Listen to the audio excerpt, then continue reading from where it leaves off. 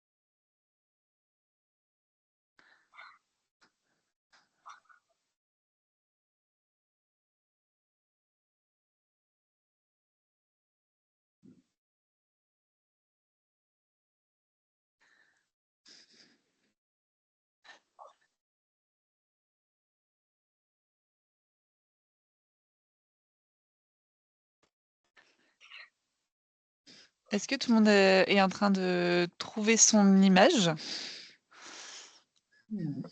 Ou-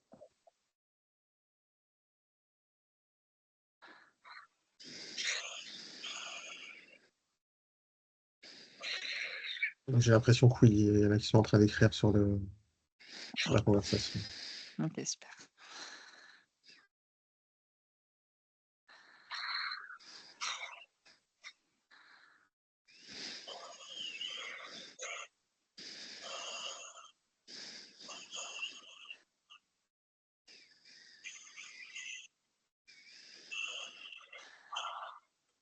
Alors, merci. Caroline, c'est ça? Oui, Caroline, c'est ça. C'est ça. Ok, super. Alors, est-ce que tu peux me dire pourquoi tu as choisi cette image, ton projet et les attendus de ce webinaire? Du coup, j'ai choisi cette image pour faire référence à mon projet, du sens que j'aimerais bien développer en binôme avec une personne, une plateforme de recrutement, mais vraiment dédiée pour les jeunes. D'accord. Donc c'est pour ça toute l'image avec l'écran, avec les petits profils qui sont à côté. Et au niveau de ce que j'attends, à savoir un petit peu comment mener une étude de marché, parce que c'est vrai que moi j'ai vu un petit peu la théorie, la partie théorie sur mes cours, mais c'est vrai que j'en ai Oui. jamais fait concrètement. Ok. Donc après, n'hésite pas à me dire si, par rapport à tes questions, aujourd'hui, on ne pourra pas le faire, l'étude de marché. Donc ça va être aussi théorique, j'ai envie de dire, mais il y aura quelques outils que tu pourras utiliser directement. Ok, d'accord. Et si tu as des questions, n'hésite pas aussi. N'hésite pas.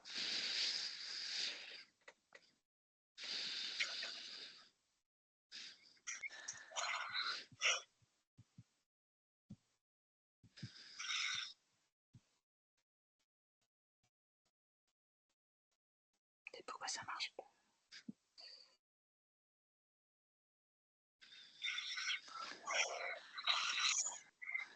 Alors, il n'y a pas de souci, Aurélien. Il n'y a pas de souci. Tu peux noter, si tu veux, quand même dans la conversation, peut-être ton projet et tes attendus, même si tu ne peux pas utiliser ton micro. Alors, c'est Romani, c'est ça? C'est Lorraine, du coup. C'est Lorraine, excuse-moi. Pas de souci. Alors, dis-nous pourquoi tu as choisi cette image et c'est quoi ton projet, où tu en es et tes attentes par rapport au webinaire. Ok, alors moi du coup mon projet ça serait une sorte de tea shop librairie, donc il y aurait un côté café et un côté librairie du coup. Donc ça existe déjà, hein, mais c'est juste faire un petit peu à ma patte quoi. Niveau de l'avancée du projet, là avec mon équipe du coup on va dire la base, c'est-à-dire qu'est-ce qu'on veut mettre en place réellement dans le tea shop. Ok. Mais j'avoue que ouais, on est un petit peu dans le flou par rapport à tout ce qui est business plan et études du marché, parce que justement, pareil, on a la théorie, mais on ne sait pas réellement comment l'appliquer au projet, quoi. Ok. Super. On va essayer de répondre au mieux. Et puis, vu qu'on est un petit groupe, on va essayer de vraiment faire en fonction des projets. Ça marche. Super. Merci. Et Céline, alors, ton... Ok. Donc, c'est un GIF avec découverte, c'est ça? Oui, c'est ça. Bonsoir. Bonsoir. Donc, en fait, moi, je suis enseignante en BTS et je me suis inscrite. Donc, cette année, je n'ai pas pu inscrire de classe parce que le timing par rapport à leurs examens ne se passait pas très, très bien. Et en revanche, je viens vraiment suivre les différentes formations pour pouvoir m'en imprégner et pour pouvoir inscrire une classe l'année prochaine pour participer au concours. Ok, super, top. Voilà. Donc, je suis enseignante en économie. En économie, ok. Très bien. Donc, il y aura des méthodes que normalement tu sais pratiquer, bien évidemment. Voilà, c'est ça. Mais c'est toujours aussi très intéressant de voir comment c'est présenté autrement. Et puis, ça me permettra de mieux exploiter avec les élèves. Oui. L'année prochaine, quand c'est eux qui viendront suivre vos formations. Ok, super. Ouais. Merci à tous. Aurélien, n'hésite pas à écrire dans le chat si besoin. Et donc, on va pouvoir commencer. Donc là, je vais peut-être pas poser la question à Céline, mais dans un premier temps, pour vous, est-ce que déjà vous savez ce que c'est un marché dans l'étude de marché? Mais vraiment le marché.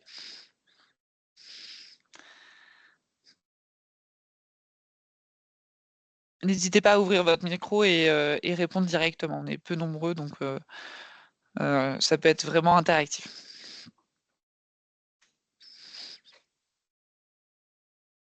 Si je me trompe pas, le marché, c'est un petit peu, on va dire, l'équilibre entre l'offre et la demande.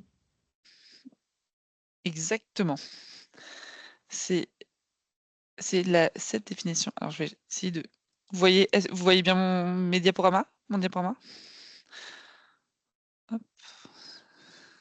Oui, on voit bien. Ouais. Ok, super. Alors, du coup, effectivement, le marché, c'est exactement ce que je viens de dire. C'est vraiment le lieu de rencontre entre l'offre et la demande d'un bien ou d'un service. C'est vraiment l'équilibre entre les deux. On parle sur l'innovation, on parle souvent une innovation, c'est une invention qui a trouvé son marché.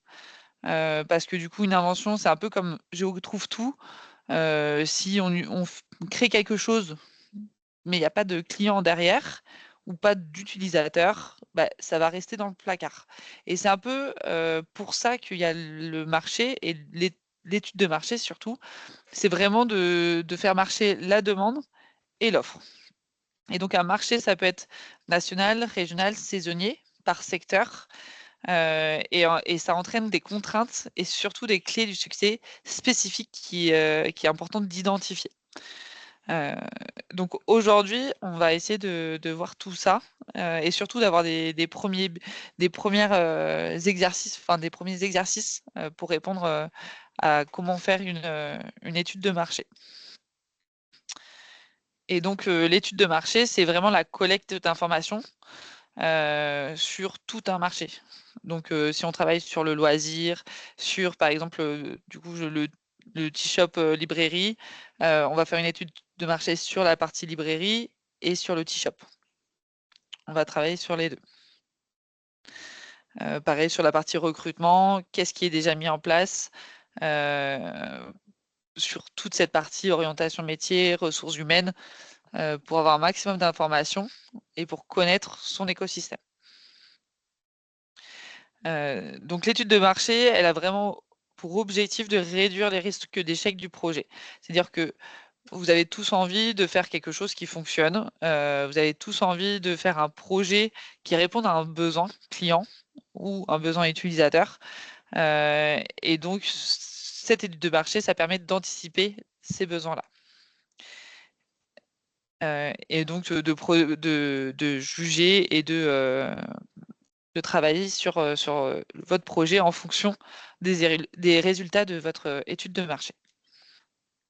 Donc aujourd'hui, on va faire 3 étapes clés, qui est déjà de comprendre son marché, de le connaître, d'évaluer le potentiel de son marché, avec notamment la partie offre, la partie demande et la partie environnement. Et dans un 3e temps, vraiment de vérifier les hypothèses de ce marché sur le terrain, donc avec des études quantitatives et qualitatives. Est-ce que toute cette partie-là, ça vous parle? Est-ce que vous avez déjà des questions? Ou est-ce que c'est clair? Donc, sans réponse, je pense que c'est clair du coup. Donc on va passer à la suite. Et donc donc pour comprendre son marché, on utilise 4 questions qui sont assez basiques, mais qui sont importantes de prendre en main pour vraiment faire sa première étude de marché et de comprendre quel est son marché. Et donc la première question, c'est sur quel marché votre entreprise va-t-elle évoluer? La deuxième, c'est qui sont vos clients et qui sont vos utilisateurs? Est-ce que vous connaissez la différence entre un client et un utilisateur?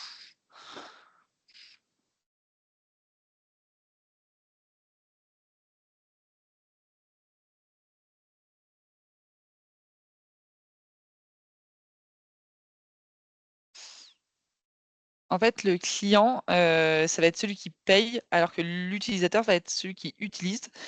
Des fois, ça va être la même personne et des fois, ça peut être vraiment différent. Et donc, il faut prendre en compte vos clients et vos utilisateurs. Donc, souvent, je prends l'exemple des couches pour bébé. Le client, ça va être les parents, alors que les utilisateurs, ça va être les bébés et les parents. Donc, vraiment identifier qui sont vos clients et qui sont vos utilisateurs. La deuxième question, c'est quelle est la dimension géographique du marché que vous souhaitez cibler? Est-ce que vous êtes en local? Est-ce que vous êtes par département, par région ou au national ou international? Et ça va être assez important de vraiment dimensionner cette zone géographique. Là, je pense au shop. Toi, tu vas être plutôt sur un marché restreint parce que ça sera un lieu physique,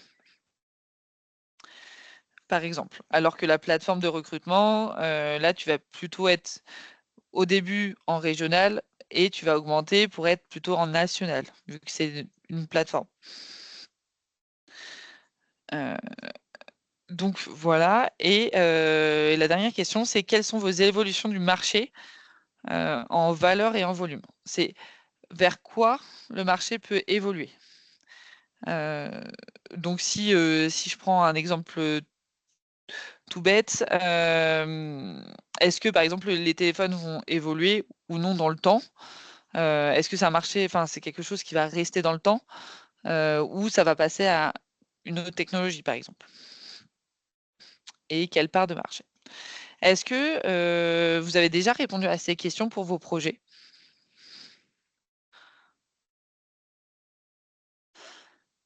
Est-ce que c'est des choses qui sont un peu limpides sur, bah, voilà, qui sont vos clients, vos utilisateurs? Oui, c'est des questions qu'on s'est déjà posées, concernant le projet qu'on développe. OK, super. Très bien. Donc je vais passer à la suite, mais vraiment, faut vraiment pas oublier cette étape-là, faut vraiment que ces 4 questions, bah, vous soyez tous d'accord dans votre projet et que ça soit écrit pour pouvoir faire son business plan et son étude de marché par la suite. Donc si c'est clair, je vais passer à la suite. Donc évaluer le potentiel de son projet. Et donc là, il y a vraiment 3 parties. Il y a la partie offre, il y a la partie demande et il y a la partie environnement. Donc ce qu'on a dit, l'étude de marché, c'est que, c'est la rencontre entre l'offre et la demande.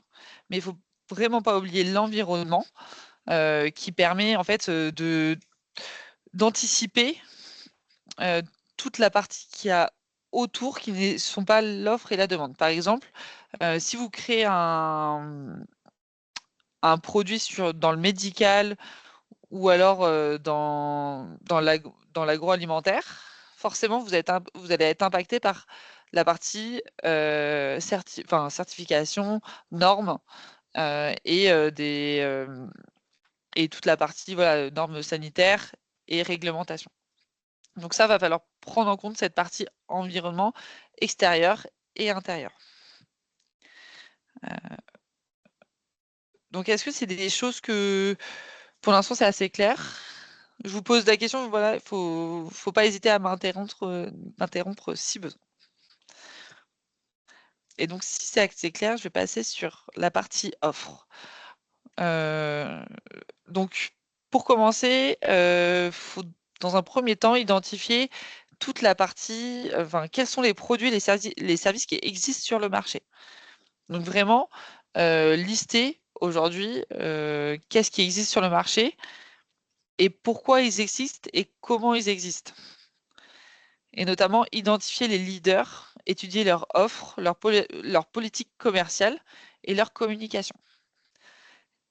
Et dans le même sens, si vous faites quelque chose d'innovant, là je parle plutôt pour la partie plateforme de recrutement, pourquoi ça n'existe pas, ton système, pourquoi ça n'existe pas comme tu le fais, par exemple, et c'est quoi ta plus-value. Donc c'est comme ça qu'on va pouvoir différencier vraiment quelle est son offre et enfin, les concurrents, comment ils agissent sur cette offre-là.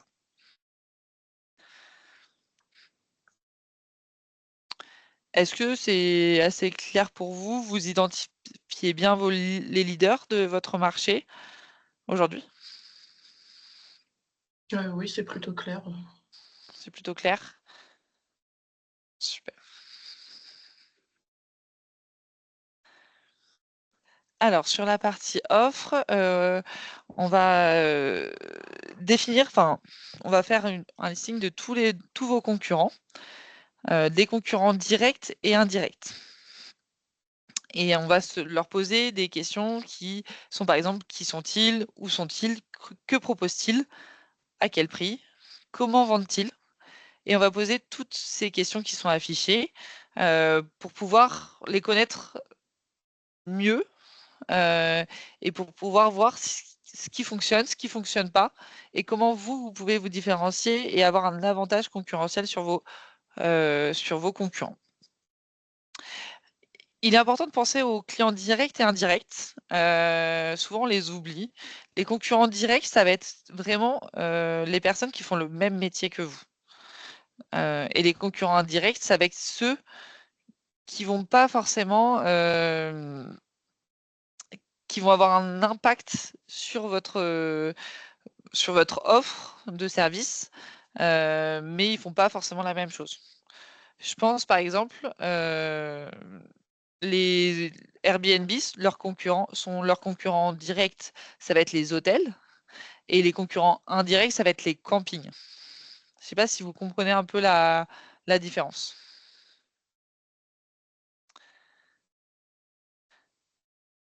Et du coup, je lis le message d'Aurélien. Merci Aurélien. Et du coup, on va pouvoir transposer par rapport à ton projet également. Est-ce que c'est assez clair cette partie offre? Est-ce que c'est des choses que vous avez déjà fait? Personnellement, c'est des choses qu'on a déjà regardées, sauf que là, je vous avoue, sur la partie concurrent indirect, Ouais. là, moi, ça me parle un peu moyen. Enfin, sur d'autres cas, je pourrais le transposer. Là, j'ai un peu plus de mal sur la plateforme de recrutement. Bah là, sur la partie plateforme de recrutement, est-ce que, par exemple, dans tes concurrents, tu as France Travail? Ouais, mais pour moi, ce serait plutôt un Direct. concurrent direct, ouais. Effectivement. Dans les concurrents indirects, ça va être... Je réfléchis, excuse-moi.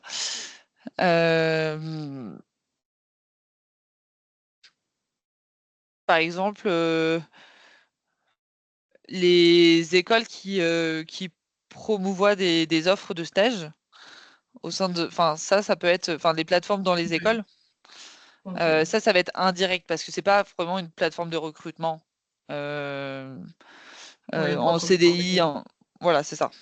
Toi, tu vas être Ok. plutôt, tes concurrents directs vont plutôt être Indeed, France Travail, effectivement. Et les indirects, ça va être plutôt ce qui se rapproche, mais qui c'est pas leur métier de base. Ouais, ok.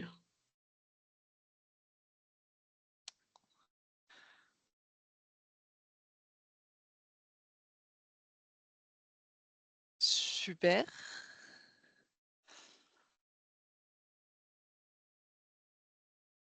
Eh ben, si c'est clair, du coup, je vais passer à la suite. Hop.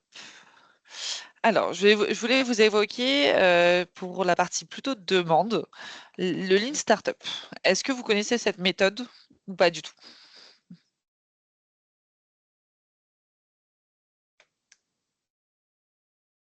Non, pas du tout.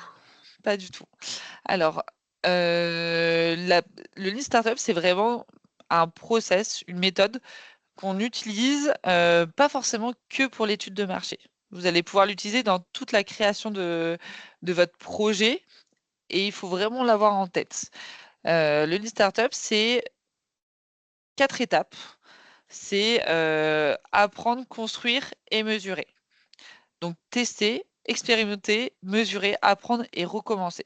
C'est toujours avoir un cercle de on teste sur le terrain, notamment avec en mettant en avant plutôt l'utilisateur avant la solution. Donc ne pas penser à son client, parce que ça, vous allez forcément le penser directement, c'est ce qu'on pense directement, c'est qui va payer, comment on va se financer, mais vraiment penser à son utilisateur, qui n'est pas forcément peut-être le même dans certains cas.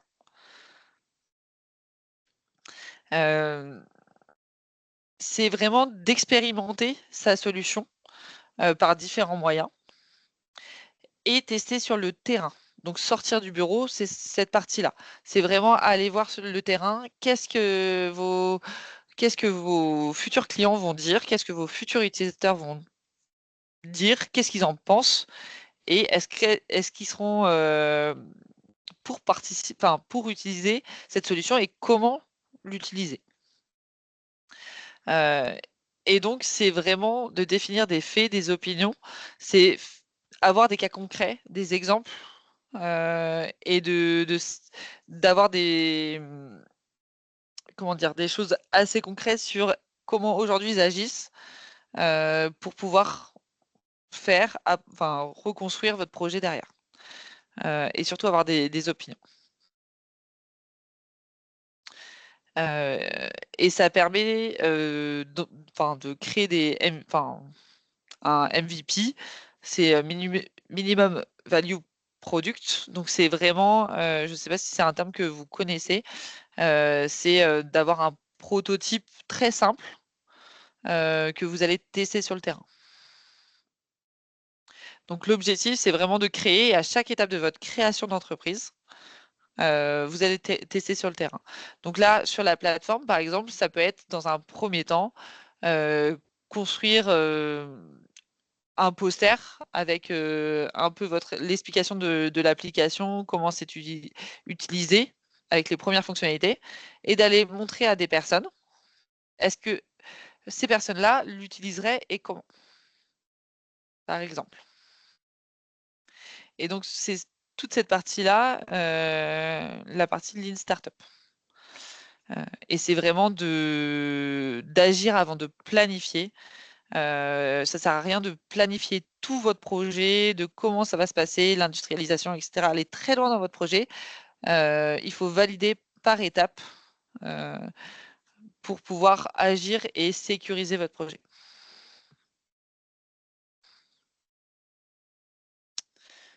Est-ce que c'est clair pour l'instant? Et pour terminer sur la partie Lean Startup, c'est vraiment d'avoir des petits succès rapides ou des échecs. Les deux, c'est d'avoir des succès, de valider et de passer à une autre question, une autre validation. C'est vraiment d'avoir ces petits succès rapides et ça marche aussi sur les échecs. C'est-à-dire que si c'est un échec, si par exemple une personne vous dit « Ah là là, je ne l'aurais pas fait comme ça, c'est pas OK, je l'utiliserai pas ou je payerai pas pour ce produit-là. Bah, il faudra pivoter pour pouvoir trouver une autre solution qui répond aux besoins que vous avez identifiés. Est-ce que c'est assez clair cette partie de Lean Startup?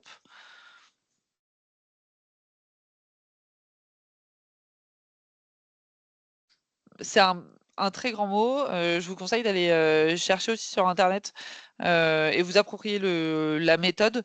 Mais ce qu'il faut retenir, c'est d'avoir toujours d'aller sur le terrain, de savoir qui sont vos utilisateurs, qui sont vos futurs clients et qu'est-ce qu'ils ont besoin véritablement dans les faits. Et d'avoir surtout une vision à long terme, de garder cette vision. On utilise souvent une méthode que je ne vais pas expliquer aujourd'hui, qui est le vision board, pour pouvoir justement aller très loin dans cette partie vision et de garder la vision et que chaque personne de votre groupe, surtout si vous êtes plusieurs dans votre groupe, d'avoir la même vision. Et donc, la vision est ce qui importe. Les tests après des clients, ça va valider cette vision. Et c'est vraiment de faire des hypothèses, tester sur le terrain. Faire des hypothèses, tester sur le terrain. C'est-à-dire qu'une étude de marché, vous allez le faire une fois, mais vous allez encore aller sur le terrain. Et un marché, ça évolue tout le temps. Et donc, c'est vraiment l'étude de marché, ça va évoluer en fonction de la vie de votre projet.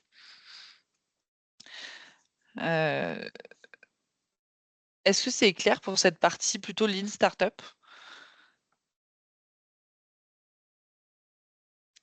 Oui, c'est vrai, c'est clair.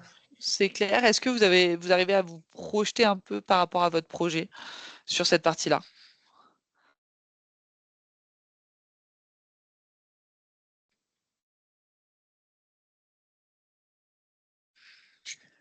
Moi, j'ai une question par rapport à ça. Oui, n'hésite. Comment être sûr de ne pas se casser la figure justement en prenant pas forcément en compte tous les risques de planifier avant? Alors, l'objectif, c'est de tester par petits bouts. Ok. Sur un shop, enfin sur un lieu physique, ça va être plus compliqué. Ouais. Bien évidemment, parce que c'est des investissements. Mais l'objectif, c'est justement de ne pas faire d'investissement, de faire le moins possible. Et donc, toi, tu vas pouvoir tester ta solution autrement.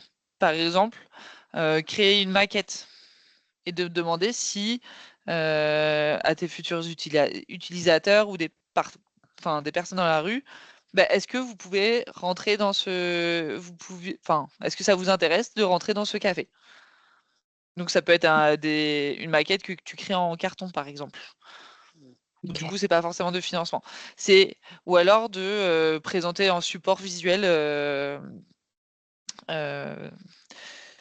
en slide ou en vision board, par exemple, en book, un peu ce que tu as dans la tête, et de le montrer à des personnes. Est-ce que ça vous intéresserait d'avoir un café à ce niveau-là? Pourquoi? Etc. Ok, ça marche. C'est vraiment l'objectif du Lean Startup, c'est de pas dépenser ou très peu pour pouvoir faire un premier prototype, et donc avoir des retours terrain assez rapidement. Ok, ça marche. Super. Super. Alors, pour faire une étude de marché, il faut vraiment rechercher ces utilisateurs. Donc là, je vais parler vraiment d'utilisateurs pour que ça réponde à un besoin et réponde à une demande. Et donc, on va prendre l'exemple de Carglass. Est-ce que tout le monde connaît Carglass? J'imagine. Oui, super. Donc Carglass, lui, il a fait ça fonctionne aussi bien, notamment parce que c'est de l'innovation, mais en fait, l'innovation n'est pas de produit, c'est une innovation de service parce qu'il s'est posé des bonnes questions. Et il s'est passé, c'est quoi comme question? Il s'est posé la question de qu'est-ce qu'a besoin aujourd'hui mes clients? Qu'est-ce que mes clients ont besoin pour leur rendre la vie meilleure? Donc, il s'est posé la question. Par exemple, ils se sont dit que les clients ne savent absolument pas la référence de leur pare-brise. Et du coup, ils se sont dit, donc c'est pour ça qu'ils ont créé le service de la plaque d'immatriculation, où si on rentre notre plaque d'immatriculation sur leur site directement, ça va donner la référence pour les pare-brises. Donc ça, ils ont créé cette partie-là parce qu'ils se sont vraiment rendus compte sur le terrain, en allant voir un garagiste ou avec leur premier client, que en fait, ils savaient jamais au téléphone, quelle est la référence, mettre toutes les références de voiture, le modèle, de quelle année, etc. Alors que en fait, en mettant la plaque d'immatriculation, on avait tout directement. Et ils ont créé une autre solution qui les différencie fortement, c'est que ils se sont rendus compte que les participants en premier lieu, ils perdaient vraiment du temps à aller dans un garagiste pour pouvoir changer son pare-brise et être bloqué pendant 2 heures. Donc c'est pour ça qu'ils ont créé la solution que ce soit eux qui aillent directement voir le participant, pas le participant, l'utilisateur. Et donc en tout cas, aujourd'hui, il faut vraiment prendre en compte cette partie recherche utilisateur. Qu'est-ce que l'utilisateur, vos futurs clients, qu'est-ce qu'ils ont besoin aujourd'hui? Donc après, on va pouvoir travailler là-dessus, mais par exemple sur le coffee shop ou la librairie, c'est OK, il existe des librairies, il existe des shops, mais qu'est-ce que aujourd'hui, c'est quoi le besoin du client, de tes utilisateurs, par exemple? Est-ce que tu t'es déjà posé cette question?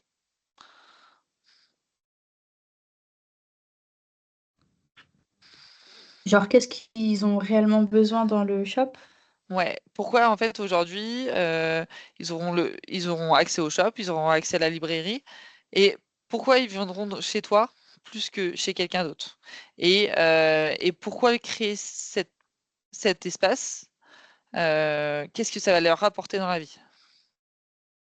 Je sais pas si c'est Euh, qu'est-ce qui va déjà, changer? en termes de localisation, en fait, il n'y a pas de petit shop réellement près de chez moi. Donc je pense que justement, ça peut être un atout dont je pourrais profiter pour créer ça, justement. Ok, Et super. après, pourquoi ils viendront chez moi? Je sais, j'ai envie de dire, ce serait plutôt pour un espace de détente. En plus, je suis dans une zone qui est essentiellement étudiante. Donc du coup, forcément, ma cible, ce serait peut-être légèrement plus les étudiants. Donc ce Mm, serait peut-être pour trouver un espace pour travailler en dehors de chez eux ou ce genre de choses, pour se reposer aussi. ok. Et du coup, si tu as défini que ta cible, c'était les étudiants principales, ta cible principale, c'était les étudiants, la question à se poser, c'est par exemple, les étudiants, ils ont quoi comme contrainte aujourd'hui? Donc, la contrainte première qu'on va penser quand on parle d'étudiants, ça va être l'argent. Ils Ouais. n'ont pas de salaire, ils n'ont pas de moyens. Et du coup, ils vont te prendre qu'un tout petit café pour 4 heures de ton temps. Comment toi, tu vas pouvoir justement développer ton modèle d'affaires, ton modèle économie pour répondre à cette partie-là, ce besoin des étudiants? J'avoue, c'est un Est-ce petit que peu compliqué comme ça. en fait, il faut se mettre vraiment à la place de l'étudiant. J'ai envie de répondre, proposer des cafés ou ce genre de choses à petit prix. Après, il faut que ce soit un minimum rentable. Et comment tu veux rentabiliser cette partie-là? Est-ce que tu as une idée? Tout en, Mhm. tout en répondant à besoin. Mhm. Euh, Là, comme ça, je sais pas. Voilà, c'est une question que tu peux te poser pour vraiment comprendre, enfin, si ta cible c'est la bonne, déjà, savoir s'il y a ce besoin-là, et s'il y a ce besoin-là, comment tu y réponds. Donc boire des cafés pas chers dans un endroit tranquille, ok, mais qu'est-ce que je fais pour compenser euh, ce manque de finances, par exemple? Mhm. Et ça peut être trouver une seconde cible ou proposer d'autres prestations. Là, tu as la partie librairie, faire des partenariats. Voilà, il y a plein de choses, il y a plein de. Ça va pas être un sujet bloquant pour toi, mais il faut que tu, Mhm. du coup, fasses pivoter ton idée pour qu'elle puisse répondre à ton client principal. Ok. Euh, Caroline, est-ce que toi, t'arrives à bien identifier quels sont tes besoins, ta problématique, et, quels seront un peu enfin, ça répond à quels besoins aujourd'hui?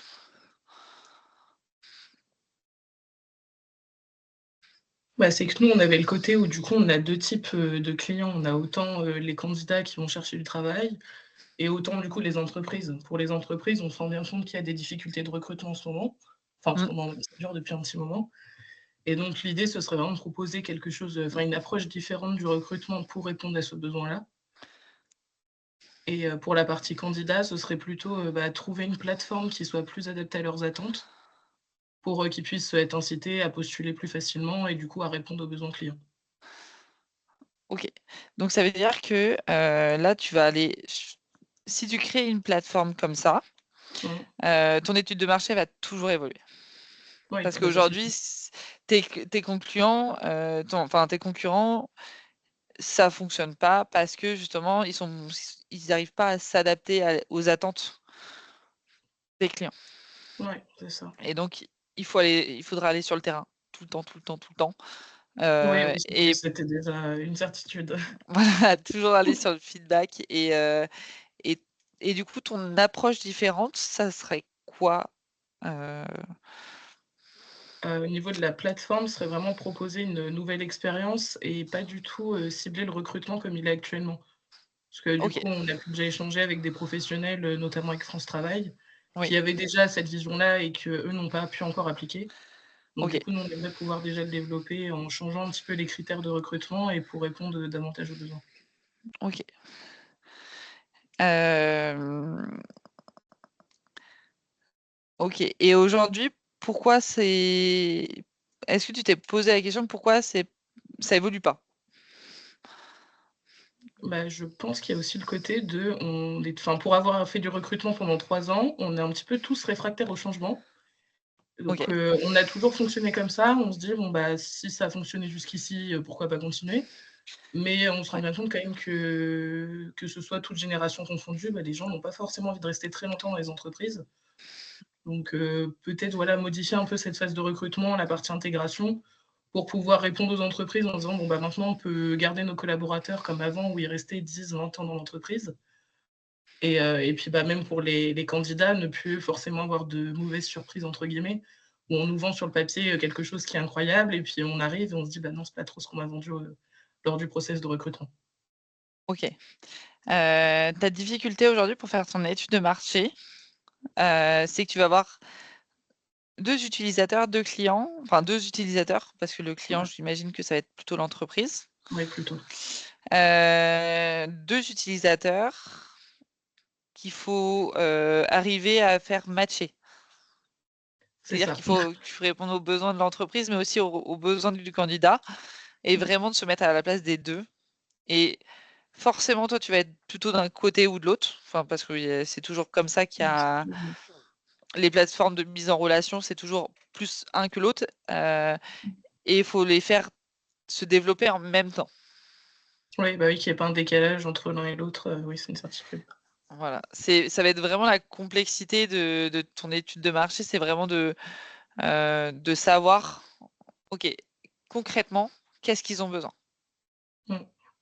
Et avec, vraiment des faits et des exemples de personas, des exemples d'entreprises qui ont eu ce cas-là et comment ton entreprise aurait pu y répondre. OK, ouais.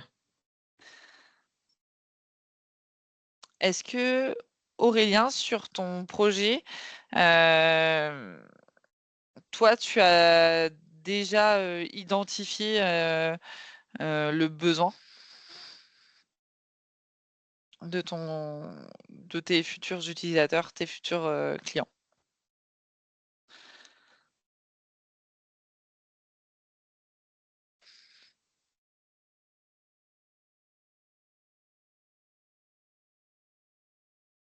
Des repas rapides, OK, de qualité, heu et au bon endroit. Et du coup, tes clients, est-ce que ça va être tes clients, ça va être du B2B ou du B2C? Donc le B2B, business to business. Donc est-ce que tes clients, ça va être des restaurants, des distributeurs? Donc ça sera du direct, heu et donc là, il va falloir, que tu anticipes toute la partie, sur la partie B2C, vraiment comprendre, comment aujourd'hui enfin, pourquoi aujourd'hui, ça n'a pas été créé. Pourquoi aujourd'hui, les personnes comme toi et moi, comme, n'importe qui, les sportifs c'est plutôt pour les sportifs, c'est ça? Pourquoi les sportifs de haut niveau, ils consomment pas, des repas et et vraiment se mettre à la place c'est comment vraiment se mettre à la place des personnes.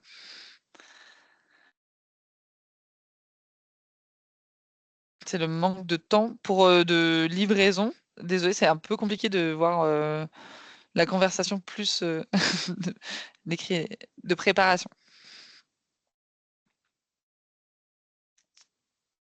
Manque de temps de préparation des repas, des Oui, vous m'entendez? oui, Je vais essayer de prendre le micro. Bon, si vous m'entendez pas trop, vous me le dites. Parce qu'en fait, j'ai des gros problèmes avec mon ordinateur. OK. Donc, ce que j'entends par manque de temps, c'est tout simplement les personnes qui se rendent, par exemple, à la salle de sport. Bon, nous, on y va avec ma coéquipière, du fait, sur le projet. Et on sort de la salle de sport souvent à 21h, 21h30, voire 22h. La plupart des personnes quittent la salle au même moment. Et clairement, quand on rentre chez nous, on n'a pas forcément le temps ni l'envie de se préparer un bon repas sain, on va dire. OK. Et aujourd'hui, pourquoi les salles de sport qui vont être tes concurrents directs ne le font pas? Là, justement, c'est la question qu'on se posait. Et justement, là, dans notre salle de sport actuelle, ils viennent d'ouvrir une boutique. On a eu très Ok. peur lorsqu'on a vu l'inauguration arriver. Mais au final, tout ce qu'ils ont fait, c'est une boutique de compléments alimentaires. Donc, ils vont vendre de la protéine en poudre, etc. Il y a Ok. aussi des barres Barre chocolatée. des biscuits, voilà, protéinés, tout ça, mais il n'y a pas vraiment de repas à proprement parler. Ok. Vraiment, dans ton étude de marché, il va falloir vraiment que tu pousses cette question de qu'est-ce que les. Enfin, côté utilisateur, pourquoi par exemple ils vont pas ils vont pas commander sur Uber Eats par exemple. Et aujourd'hui, qu'est-ce qui va être un de tes concurrents en direct, bien évidemment, ou voir ton concurrent direct. Euh, Pourquoi aujourd'hui ils n'arrivent pas à se faire livrer? C'est quoi les contraintes et qu'est-ce qu'ils auraient besoin? Mais après, l'idée, nous, là, on voulait se démarquer justement de toutes ces offres de solutions, c'était qu'on voulait directement s'implanter dans une salle de sport. C'est-à-dire vraiment proposer le produit au moment et à Ok. l'endroit que les personnes en ont besoin.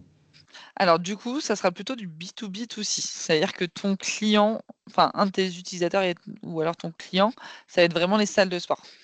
Ouais. Oui, oui, indirectement, oui. Voilà, indirectement, mais faut vraiment la prendre en compte parce que ça va être vraiment une partie prenante de ton projet. Mm. Euh, et donc, ils vont pouvoir répondre aux besoins et tu vas répondre à un besoin qu'ils ont aujourd'hui pour Ok. satisfaire justement ce système-là. Et tes clients, ça peut être aussi des salles de sport. C'est-à-dire Ouais, tout à fait. que ta plus-value, ça va pas forcément être sur les repas, par Mhm. exemple, mais ça peut être aussi aux salles de sport parce que ça leur donne un avantage. Je sais pas si Ouais, tu vois ce que je veux dire. tout à fait, oui. Voilà, donc c'est vraiment identifier cette partie-là, euh, de vraiment se mettre à la place de pourquoi les salles de sport ne se ne le font pas, notamment sur la partie réglementaire aussi, contraintes C'est ça sanitaires. qui est très compliqué. C'est Voilà, ce qui nous pose un gros problème, nous trouver des cuisines agréées, etc. C'est très compliqué. voilà, bah ça va être enfin voilà, un caillou et comment toi tu peux Mm. pivoter. Ouais, c'est Et ça. vraiment, n'hésite pas à pivoter ton projet pour Tout répondre à à ta fait. problématique. Euh, En tout cas, merci pour vos retours et vos échanges sur vos projets. J'espère que j'ai répondu à quelques questions. En tout cas, j'essaye d'évoquer d'autres questions pour vous. Euh, et du coup, comme je le disais, sur la partie recherche utilisateur, qui est complémentaire à l'étude de marché, ça fait pas forcément partie de l'étude de marché, mais c'est important à prendre en compte. Donc, l'adéquation problème-solution et de répondre à ces questions-là. Donc, quel est le problème? Qui a ce problème-là? Que font-ils aujourd'hui? Quels sont les concurrents? Comment allez-vous résoudre ce problème? Et quel peut être le modèle financier? Et si vous répondez à toutes ces questions-là, c'est-à-dire que du coup, votre solution répond à un problème. Donc, pareil avec la partie adéquation produit-marché. L'objectif, c'est de savoir est-ce que le produit est convaincant? Est-ce qu'il y a assez de personnes pour pouvoir, qui vont acheter votre produit, votre service? À quel prix? Enfin, les clients sont-ils prêts à payer le prix et à quel prix? Et est-ce que le nombre de clients est prometteur et assez conséquent? Par exemple, le coffee shop, si tu as un client mais qui paye 10 € de ton café, est-ce que tu seras rentable? Bon, c'est pas logique, bien évidemment, mais là, c'est fait exprès pour grossir le trait. Donc, c'est vraiment l'adéquation produit-marché. Et après, ça va être comment j'accélère ma croissance. Euh, donc, c'est vraiment comment j'industrialise et à grande échelle et comment je me développe fortement. Donc, ça va concerner que certaines personnes, certains projets. Est-ce que c'est assez clair pour vous, cette partie recherche utilisateur?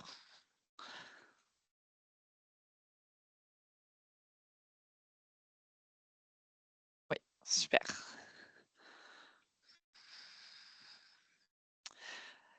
Et donc, j'ai souhaité de reposer des questions.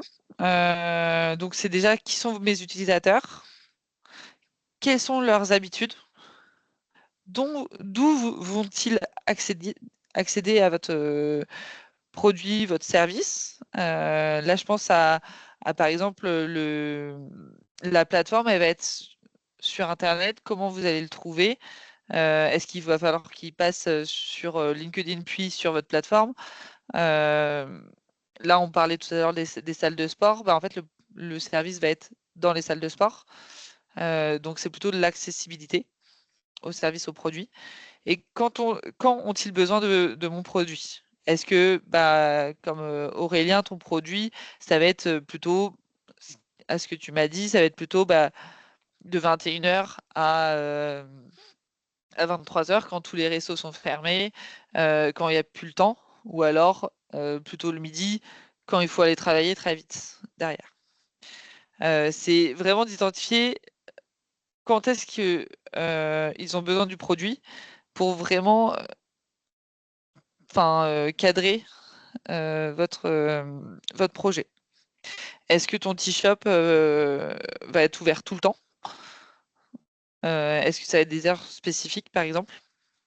C'est des questions que vous allez pouvoir demander à vos utilisateurs, à vos futurs clients. Et pourquoi ils ont besoin de mon produit?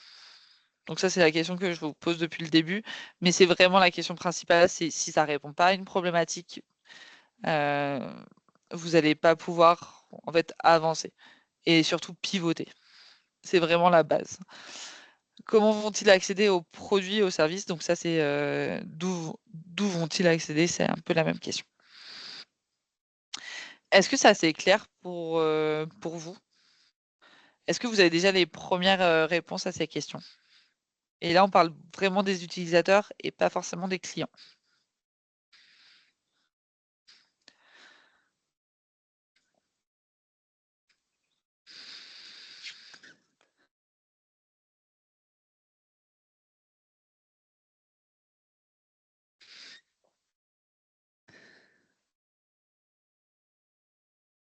Super.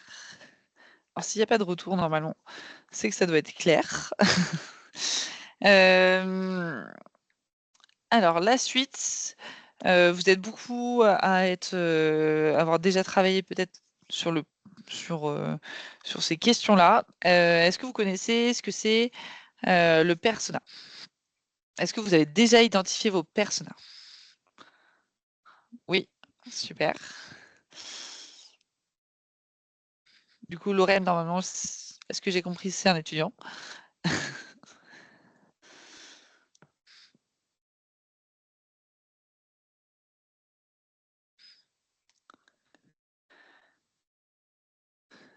Pas encore. Mais est-ce que, Aurélien, tu connais la méthode? Et est-ce que, Caroline, tu connais aussi cette méthode? Parce que ça me permet de... Soit on passe rapidement. Ok, super. Oui, je connais la méthode, j'ai déjà commencé à en faire un pour le projet. Par contre, je ne savais Ok. pas combien de personas idéalement fallait faire. Je me doutais pour les deux typologies de clients, mais après, je ne sais pas jusqu'à où il faut l'étendre. Ok. Alors, pour répondre à ta question, je vais expliquer la méthode et après je répondrai à ta question aujourd'hui. Donc, un persona pour Aurélien, c'est une personne fictive, un stéréotype qui représente un groupe d'interlocuteurs clients dans le but de créer un langage commun. Donc, tu vas inventer une personne qui va être vraiment un stéréotype. Un stéréotype sur les habitudes de vie, les habitudes de consommation. Et pour ça, tu vas prendre un panel. Tu vas penser à un panel, par exemple les sportifs de haut niveau, enfin les sportifs qui vont à la salle. Tu sais qu'il y a un maximum qui vont à la salle de 19 à 21h. Ils vont faire de la muscu. Après, ils vont rentrer chez eux. Ils sont tous entre 20 ans et 27 ans. Là, je dis n'importe quoi, hein, mais et du coup, tu as créé, par exemple, Georges. Alors, je dis vraiment des prénoms au pif. Georges, qui a 25 ans, qui travaille toute la journée et qui, le soir, passe son temps à muscu de 19 à 20h pour faire du crossfit. Ça va être un persona.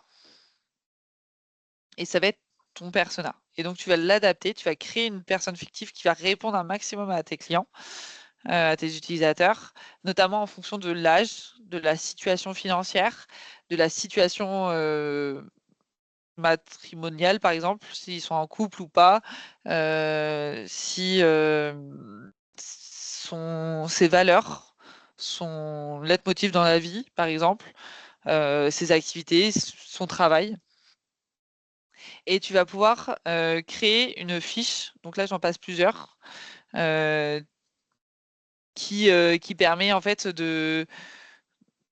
d'imaginer et d'identifier une fausse personne.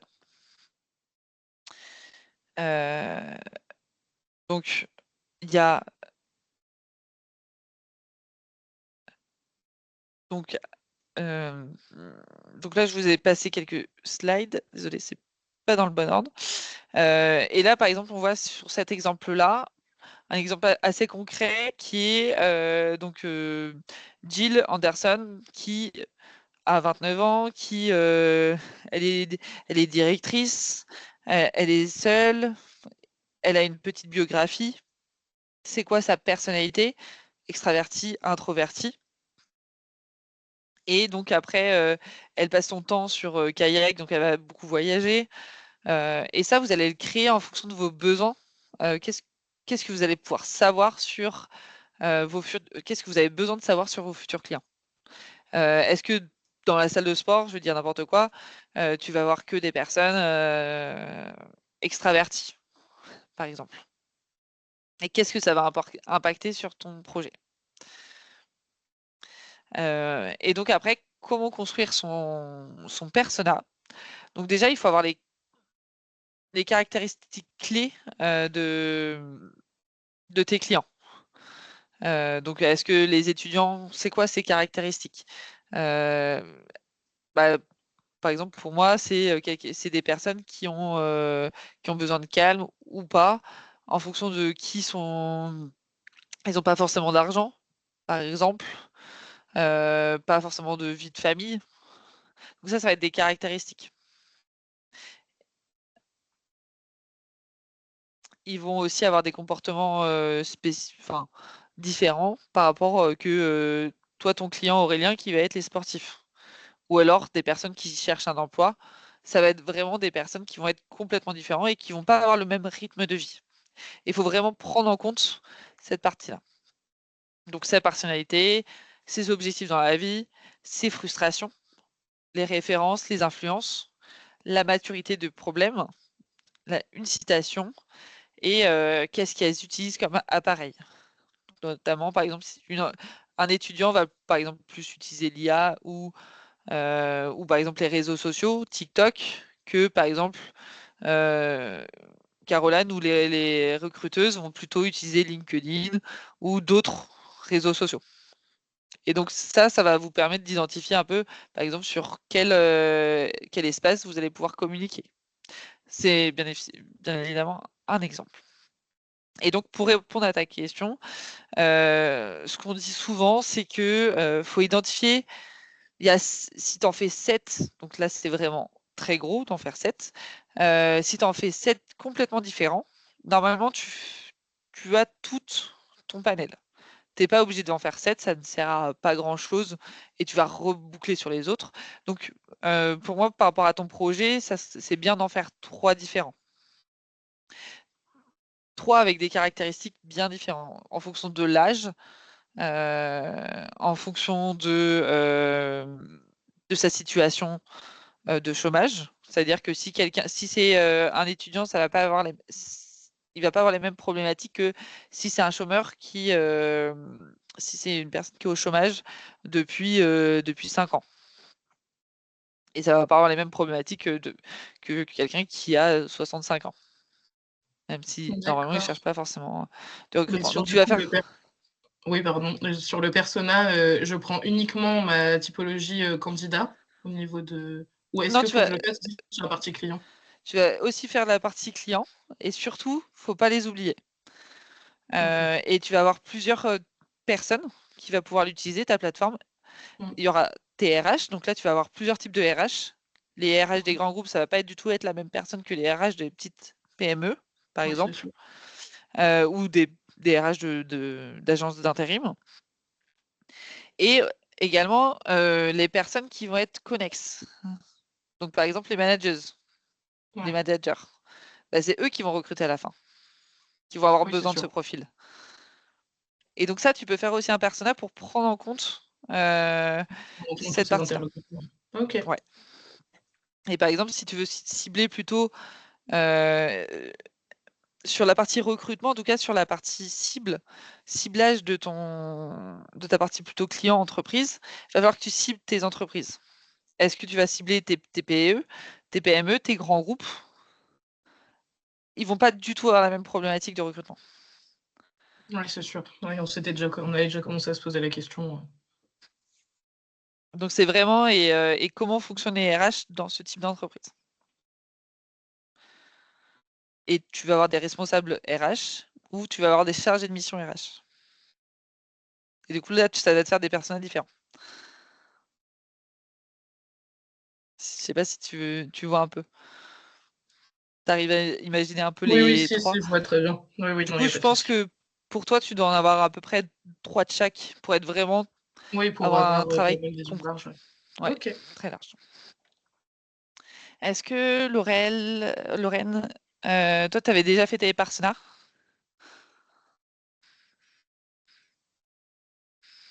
Alors, je sais ce que veut dire persona, j'avoue qu'on s'est pas vraiment penché sur des personas, sur les caractéristiques, etc.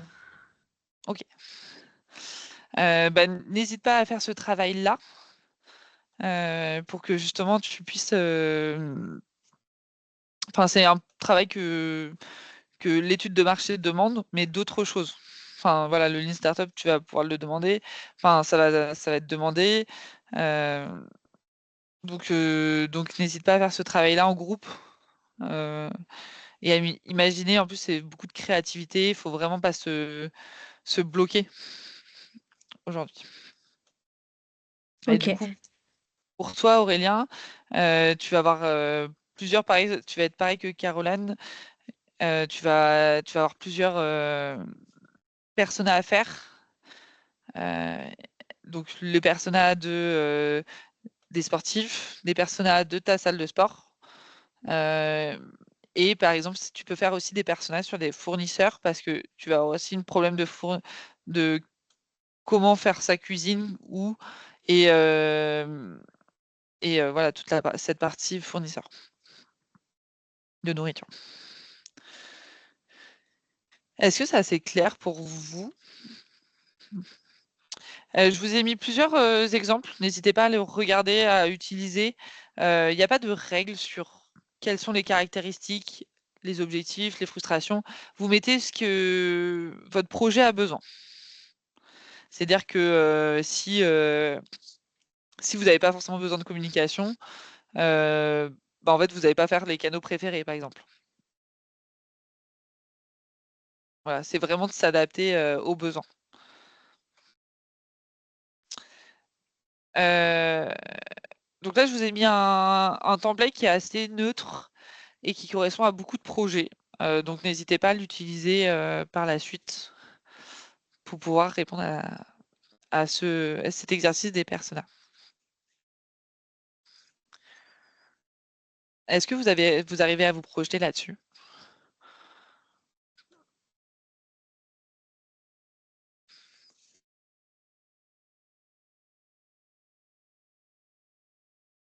Bon, super, je pense. Donc après l'offre, on a vu l'offre, on a vu la demande. Et donc maintenant, il va falloir voir l'environnement. Donc là, je vais vous présenter deux offres, enfin deux outils que sûrement vous pouvez connaître. C'est des outils assez connus qu'on utilise dans beaucoup de sujets, qui va être le SWOT pour l'environnement interne et le PESTEL pour l'environnement externe. Donc, c'est des méthodes que vous pouvez utiliser dans l'étude de marché. Vous êtes obligé d'en faire un pour l'étude de marché, j'ai envie de dire. Et vous allez pouvoir aussi l'utiliser pour d'autres choses. Donc pour l'environnement interne, le SWOT, donc c'est la force, la faiblesse, les opportunités et les menaces. Et c'est un outil qui permet d'aider à la compréhension des marchés et c'est surtout ça va vous permettre de prendre des décisions. Donc on va prendre un exemple de marché et on va définir les forces. C'est quoi vos forces de votre produit? C'est quoi, par exemple, voilà, si je prends la partie plateforme de recrutement, quelle est ta force aujourd'hui sur ta partie plateforme de recrutement? Est-ce que tu m'as dit tout à l'heure, ça va être adapté aux attentes, c'était prendre en compte les personnes en considération et faire évoluer la plateforme. Donc ça va être une force. Et ça va être quoi tes faiblesses? Donc ça va être toute la partie plutôt genre concurrent, où il y a beaucoup de concurrents. Donc là, ça va être plutôt tes faiblesses. Tes opportunités, ça va être OK. C'est quoi qui va te permettre de booster ton projet et de faire te développer? Et les menaces, ça va être des actions extérieures que tu vas pas forcément contrôler.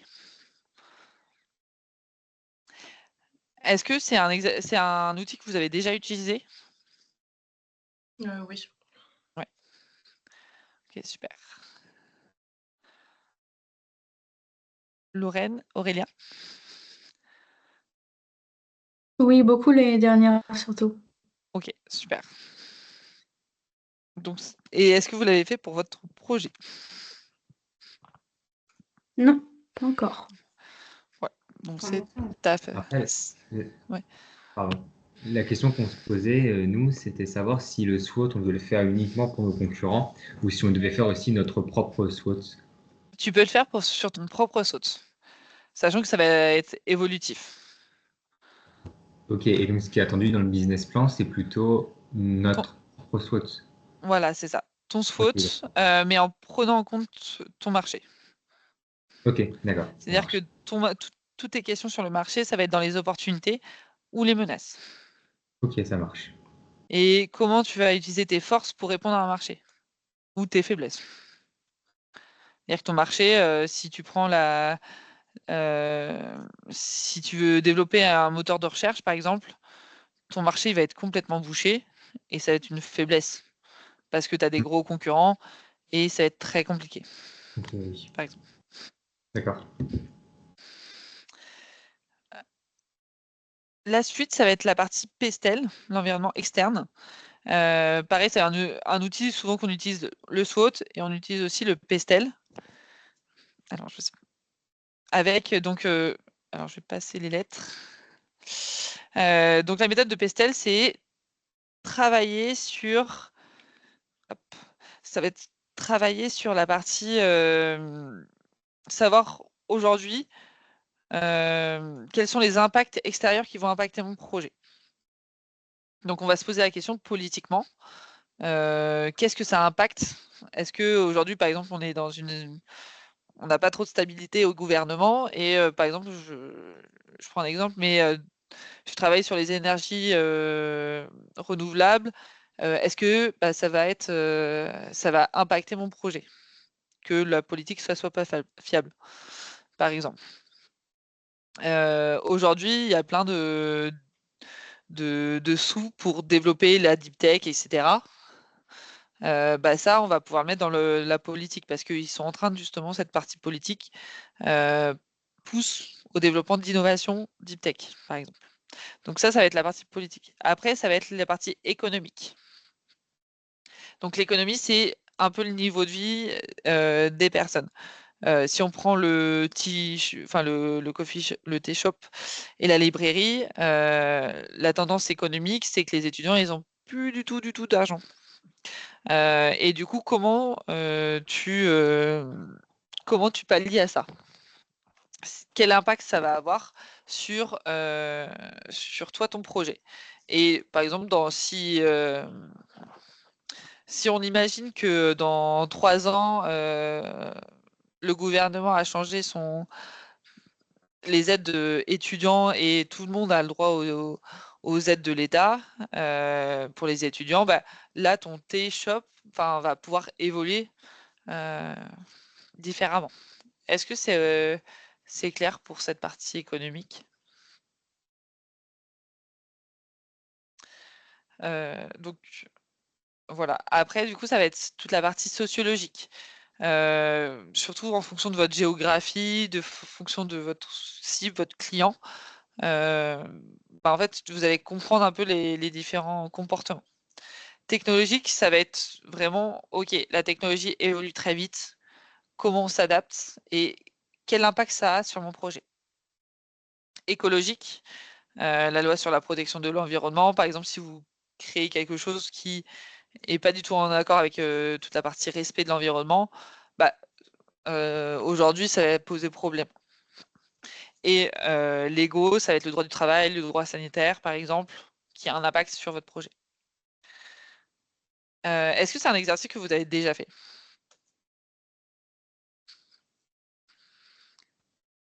Oui. Ouais. Ok. N'hésitez pas à le faire évoluer. Et c'est aussi un outil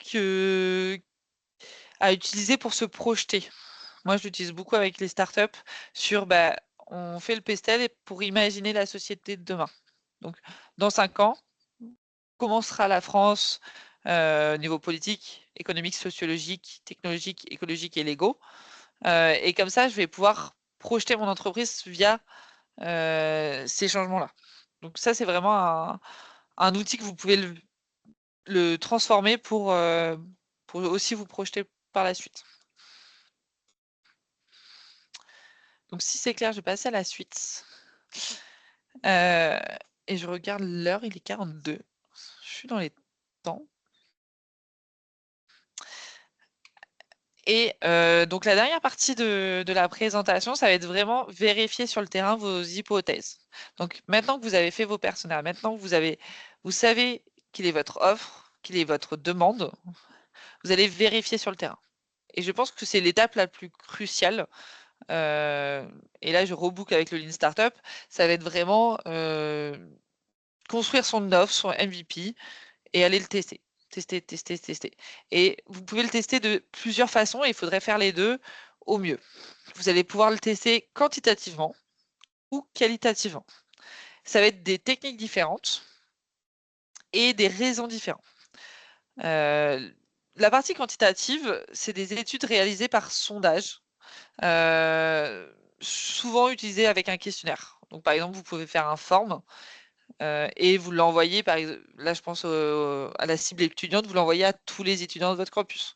Donc là, vous allez avoir quelque chose de quantitatif et l'objectif, c'est que ça soit représentatif de vos futurs clients. Donc, si vous avez 2 réponses, vous aurez très peu de valeur à votre sondage.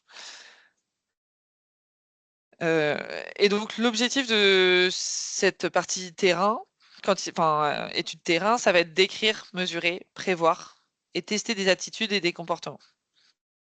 Hiérarchiser des facteurs clés de succès, évaluer certaines variables, déceler des tendances, valider des pistes explorées lors de la phase qualitative et être représentatif d'une population. C'est-à-dire que vous avez posé des questions qui vont être assez fermées. On va pouvoir le voir tout à l'heure, mais assez fermées pour que vous ayez des non, oui, et que vous allez pouvoir faire du sondage. Et là, vous allez pouvoir, et ce sondage-là, vous allez pouvoir l'utiliser dans votre étude de marché. C'est-à-dire que vous allez pouvoir dire, OK, sur 100 personnes rencontrées, aujourd'hui, 50% semblent être intéressés par ma solution. 70% pourraient potentiellement payer ce prix-là pour ma solution. Et c'est ces questions-là, et ça, vous pouvez le valider qu'avec un sondage, un questionnaire quantitatif. Et sur la partie qualitative, ça va être vraiment plutôt un petit échantillon. Donc là, vous allez cibler. Et c'est pas forcément de la représentativité, mais c'est pour avoir des retours d'utilisation. Et du coup, l'objectif, c'est de comprendre un processus, une situation, analyser en profondeur les comportements, les motivations et les caractéristiques des consommateurs. et des futurs utilisateurs. Et creuser un élément issu de l'étude quantitative, par exemple. Donc ça, c'est les objectifs. Donc pour creuser un petit peu, les études quantitatives, vous pouvez le faire de plusieurs façons. Donc par téléphone, après ça prend beaucoup de temps. Par face à face, ça prend aussi beaucoup de temps. Mais si, par exemple, on le voit souvent, le face à face dans la rue, quand les personnes sur les associations vous abordent, donc ça va être plutôt, eux vont faire des études quantitatifs pour répondre à quelques questions. Par courrier ou par mail. Vous pouvez l'envoyer voilà, plutôt par courrier, par exemple, si vous voulez l'envoyer un maximum d'étudiants, ou alors sur Internet ou sur les réseaux sociaux. Vous transmettez le lien de votre forme et c'est beaucoup plus simple. Aujourd'hui, vous avez aujourd'hui, on a beaucoup plus la possibilité de récupérer un maximum d'infos et de répondre à un maximum de questionnaires assez facilement. Donc n'hésitez pas à envoyer le questionnaire à tous vos proches qui relaient. Et l'objectif, c'est d'avoir un maximum d'avoir un nombre assez significatif de retours. Est-ce que c'est assez clair pour cette partie-là? Est-ce que vous arrivez à vous projeter dans ces études quantitatives? Est-ce que vous l'avez déjà fait aussi? Oui, c'est plutôt facile de se projeter. Mais par contre, Ouais. j'avais une petite question quand même sur les études quantitatives et qualitatives. Là, Ouais. toujours dans mon cas, vu que j'ai 2 typologies de clients, est-ce que je fais en fait une étude quantitative et qualitative pour les entreprises, admettons, ou est-ce que je cible en fonction, j'en fais une quantitative peut-être pour les étudiants et une qualitative pour plutôt les entreprises? Alors pour moi, tu vas faire les deux, des deux côtés, parce que ça a les deux avantages. Après, c'est en fonction de ton temps. Dans tous les cas, le quantitatif, ça prend pas forcément beaucoup de temps. C'est-à-dire que vous Non, oui, faites c'est un forme, rapide. voilà. Ce qui va prendre du temps, c'est de récupérer les informations et les étudier. Ouais, les traiter après, ouais. Donc dans tous les cas, le quantitatif, je te dirais que c'est toujours bien de le faire les deux. OK. Et le qualitatif, ça va être plus ciblé.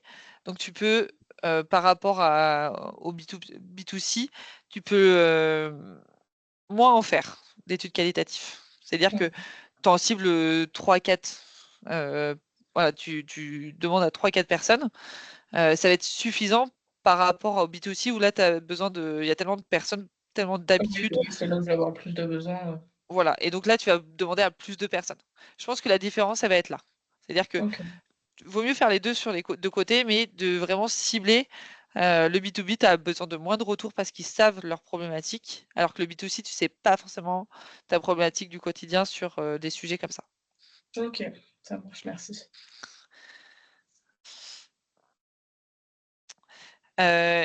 Donc là, j'ai mis quelques différents types d'études quantitatives. Mais je vous conseille pour vos projets, là où vous en êtes, sur la partie plutôt étudiante, d'utiliser des sondages, donc avec des formes, tout simplement, et de l'envoyer à un maximum de monde, même s'ils ne sont pas forcément dans votre cible. Ils vous enfin, ça se trouve, ils peuvent être dans votre cible et demandez-leur bien de répondre de façon très neutre. Et en tout cas, d'expliquer votre projet de façon assez neutre pour avoir un maximum de questions fiables, enfin de réponses fiables. Et sur la partie études qualitatives, donc il y a 4 façons de le faire. Il y a les face-à-face, l'observation. Sur la partie observation, par exemple, Lorraine, tu peux aller juste dans un café et regarder le type de client et comment aujourd'hui ils cherchent, ils prennent ces décisions, comment ils payent, et juste observer. Et tu vas prendre beaucoup d'informations. Donc ça va être vraiment la partie plutôt observatoire. Ça peut être des réunions de groupe, donc là c'est plus compliqué à mettre en place, ou via Internet. Moi, ce que je vous conseille, c'est de faire des études qualitatives en face à face. notamment des entretiens, de façon très neutre. C'est-à-dire que vous expliquez jamais votre solution, vous expliquez que vous êtes en train de travailler sur un projet, sur ce sujet-là, et vous posez des questions. Donc par exemple, vous posez et ça va être des questions plutôt ouvertes et pas fermées. Donc les questions ouvertes, ça va être: «Comment vous faites ça aujourd'hui?» Et donc là, vous allez apprendre un maximum de comment ils le font. Combien vous serez prêt à mettre? Donc ça va être des questions très ouvertes pour avoir des réponses fiables. Parce que si vous posez des questions, type, «Est-ce que ça vous plaît, ce que je suis en train de proposer?» Naturellement, les personnes vont dire: «Oui, oui, ça me plaît», pour pas vous vexer et cetera. Il y aura cette prise de position qui va être, pas fiable pour votre étude. Et donc le nombre d'entretiens, donc là, c'est vraiment au mieux, de 10 à 40.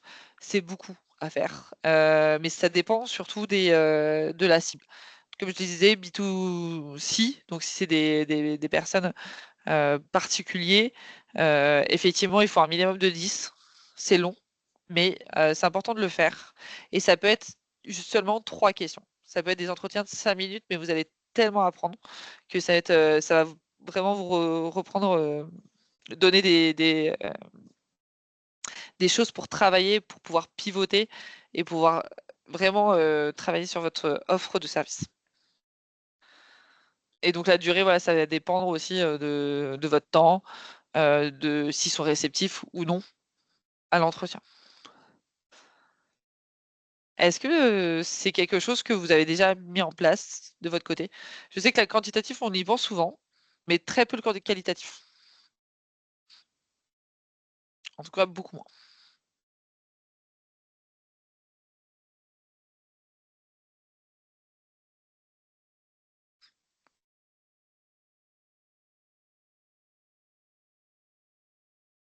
Non, pas encore. OK, déjà pensé. Est-ce que vous sentez le faire vous vous sentez, OK pour le faire aujourd'hui ou est-ce que vous avez encore des problématiques, des blocages? Parce que c'est pas quelque chose qui est évident à faire.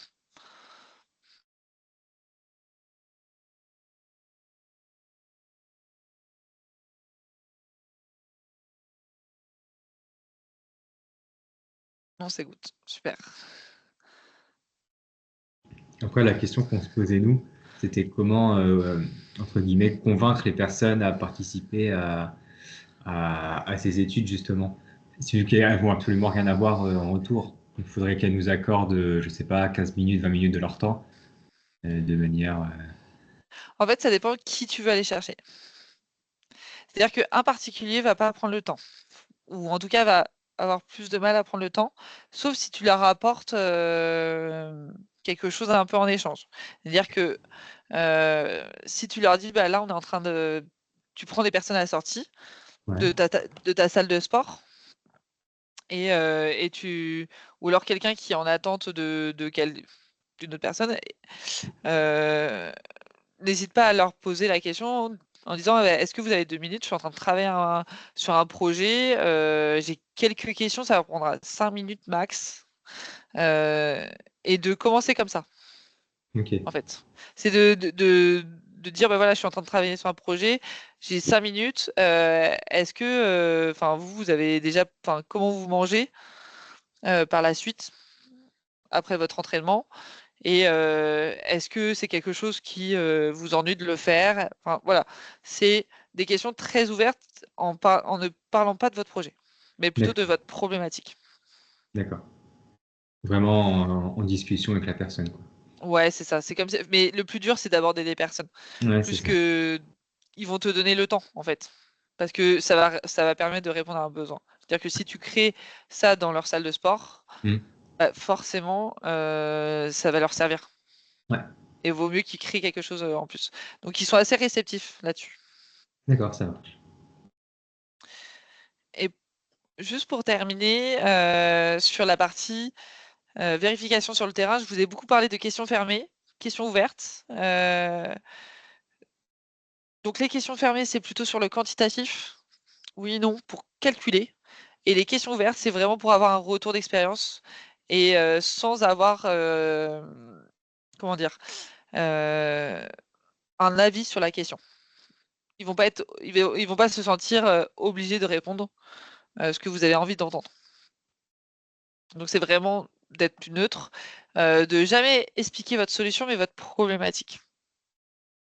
Et ça, je pense que c'est vraiment la clé pour que vous ayez un entretien assez réussi et des études quantitatives et qualitatives au mieux.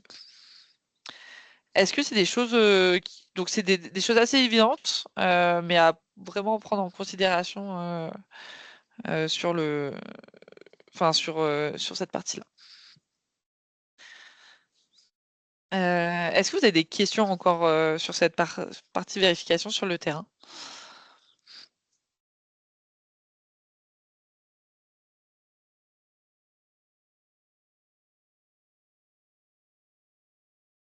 Ok, super. Alors, c'était tout pour moi aujourd'hui. Est-ce que il y a des choses où j'ai pas répondu à vos questions ou sur n'importe quoi, sur la partie études de marché, la problématique du moment? Je l'ai fini un peu tôt, donc et puis là on n'est que trois projets autour de la table, donc n'hésitez pas, c'est le moment.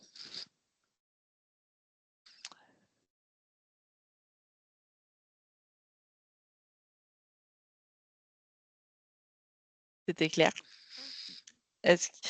Et du coup, si ça peut vous aider, j'aime bien finir mes webinaires par un retour d'expérience. En sachant un peu, en répondant à une des questions, ce que j'ai compris, ce que j'aimais ou ce que j'ai pas digéré, pas compris. Et surtout, quel serait mon premier pas suite à ce webinaire? Qu'est-ce que vous allez pouvoir faire demain?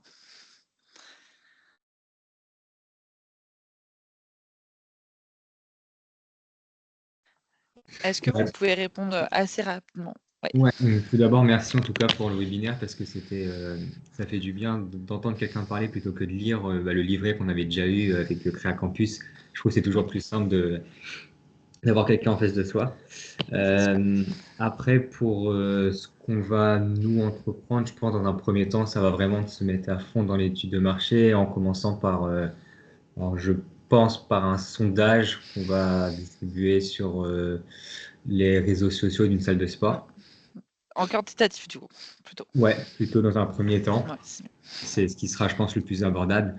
Et puis, on verra aussi, en fonction des retours, comment on pourra adapter notre projet. Ok, super. Dans un premier temps. C'est très bien. C'est bien de commencer par le quantitatif. Si je peux me permettre, regarde aussi comment se met en place ce type de choses dans un autre contexte. Donc, tes concurrents plutôt indirects. C'est-à-dire que ce n'est pas ceux qui vont piquer tes clients, mais ils vont utiliser les mêmes, ou alors en tout cas, ils vont avoir les mêmes problématiques. Même technique, oui. Voilà. Pourquoi voilà, toute la partie restauration, elle est assez complexe. Nous, c'est la partie qui nous pose un gros problème, en fait. Voilà, c'est ça. Donc, je pense que comment tu peux pivoter par rapport à cette question-là? Ouais, ok. Et quand tu auras répondu à ça, normalement, je pense que tu vas répondre à beaucoup de problématiques. Mais après, on est d'accord que pour lancer les sondages, etc., on n'est pas obligé d'être parfaitement OK, nous, sur notre manière de procéder. On sait c'est l'objectif. Ouais. L'objectif d'un sondage, c'est savoir qu'aujourd'hui, il y a par exemple tant de pourcents va en salle de sport. Ouais, d'accord, ok. Est-ce que vous êtes une femme, un homme? Quel âge avez-vous? Et ça va aussi vous permettre de définir vos personas principales. Tout à fait, oui. Même si vous avez des idées, mais ça va permettre de valoriser vos personas et de forcer le personnage. Confirmer. Parfait. Super, merci pour ton retour. Merci à vous. Est-ce que Caroline ou Lorraine? Oui. Là, c'est vrai que c'était plus clair de revoir un peu, et puis comme disait Aurélien, ça change d'avoir autre chose que le livret, d'avoir quelqu'un qui nous parle, donc c'est quand même plus intéressant. Et je pense qu'on va partir nous aussi sur regarder un petit peu comment on va faire pour notre étude quantitative et qualitative. Ok. Comme ça, surtout pour le quanti, qu'on puisse déjà le lancer et puis commencer à avoir des retours. Ouais. Et puis après, pour le quali, voir un petit peu qui on pourrait avoir en interview pour que ce soit un peu plus clair pour nous. Ok. Et est-ce que ça a répondu à tes questions de comment mener ton étude de marché? Oui, un peu plus, parce que du coup, j'avais tous les grands axes, vu que j'avais déjà commencé à travailler dessus.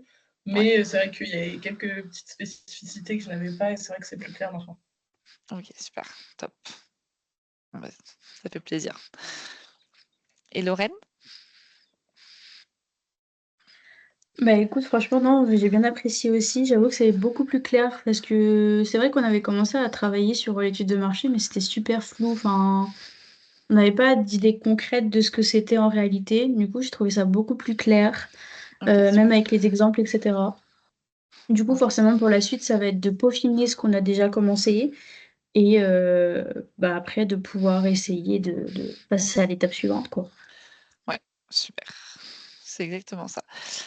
Surtout, n'hésitez pas à regarder des exemples d'études de marché concrètes. Ça aide. Des exemples qui vous parlent de vos concurrents. C'est vraiment quelque chose qui peut... Plus vous allez regarder des exemples ou des gens qui ont déjà fait, plus vous allez échanger entre vous, plus ça va être simple de le transformer pour votre étude de marché. Donc, vraiment étudier cette partie-là. En tout cas, merci beaucoup pour votre écoute, pour votre participation. Je sais que c'est pas facile d'être que 3, mais pour moi, c'était très bien. Comme ça, j'ai pu vraiment travailler sur vos projets. J'espère que j'ai pu répondre à vos questions. N'hésitez pas. Il y a mes coordonnées professionnelles qui sont disponibles ici. Si vous êtes dans le 18, moi, je peux suivre et ma collègue, on est deux à pouvoir suivre des projets innovants. Donc aussi, si vous avez des questions, des besoins, ou alors si vous voulez être accompagné, je pense à Aurélien ou Caroline, je ne sais pas si vous êtes côté chair ou pas. Non, pas du tout, moi je suis de Tours. Tours, ok. Et Aurélien? Et d'Orléans. Ok, d'Orléans. Alors, il s'avère qu'aujourd'hui, donc là, je fais un peu de pub pour mes collègues, mais le service de Play, c'est aujourd'hui dans toute la région Centre-Val de Loire. Et on est tous partenaires de Pépites. Et donc, vous pouvez être accompagné aussi par une personne comme moi sur ces questions-là. Et donc, je pense qu'Aurélien, je crois qu'il y a une présentation aussi avec ma collègue Camille Coulon, qui sera d'Orléans ou qui sera là pour accompagner les porteurs de projets comme toi. Et Ok. pareil, sur Tours, il y a aussi des choses. Ok, parfait. Voilà, Merci. donc s'il y a des besoins d'accompagnement, n'hésitez pas à m'envoyer un mail et puis moi je transmets à mes collègues de votre département. Et Lorraine, tu es d'où?